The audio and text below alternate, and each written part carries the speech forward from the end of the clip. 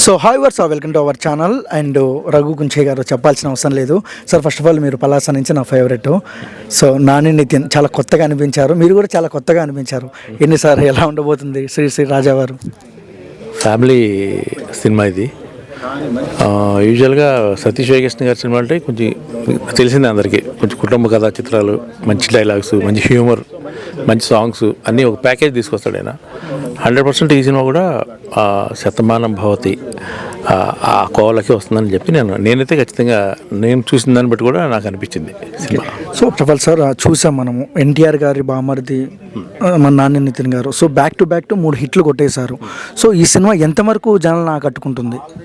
డెఫినెట్గా, ఎందుకంటే బేసిక్గా ఎందుకంటే ఇప్పటివరకు వచ్చిన 3 సినిమాల్లో ఇంకా తన పక్కన ఇంకా సపోర్టింగ్ కూడా ఉన్నారు కదా. బేసిక్గా ఇదేంటంటే సోలో హీరోగా అండ్ ఒక ఫ్యామిలీ బాయ్ కుటుంబం. లైక్ మీకు కొన్ని సినిమాలు ఉంటాయి, సిద్ధార్థకి బొమ్మరిల్లు, అలాంటి కొన్ని సినిమాలు అంటే కుటుంబాలకి ఫ్యామిలీస్కి దగ్గర అయ్యేటట్టుగా ఉంటుంది ఆయన క్యారెక్టర్ సినిమాలో.